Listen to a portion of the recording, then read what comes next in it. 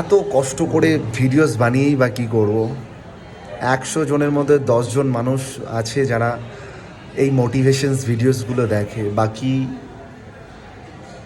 মেয়ে বৌদিদের জামা কাপড় খোলাখুলি দেখতেই ব্যস্ত সবাই। ভাবি, জাস্ট কালকে একটা ভিডিও দেখছিলাম, একটা মেয়ে জাস্ট পাঁছাটা দর্শন করিয়েছে ভিডিওতে, 2.5 মিলিয়ন ভিউজ। আমার চোখের সামনে চলে এলো ভিডিওটা, আমি জাস্ট দুবার তিনবার দেখলাম যে ভিডিওর মধ্যে আছেটা কি, জাস্ট পিছন সাইডটা দেখানোতেই 2.5 মিলিয়ন ভিউজ হতে পারে। তো এটা হচ্ছে আমাদের দেশ বস, এখানে ভালো জিনিসের কোনো দাম নেই, আর আমরা সারা জীবনেও খারাপ ভিডিওস বানাতে পারবো না, এটাই প্রবলেম।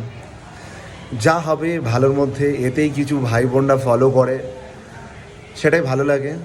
আমরা আর কোনো দিন মিলিয়ন্স কেন, লাখেও আমাদের ফলোয়ার্স যাবে এটা আমরা আশা করিনি। এখন জামা কাপড় খোলা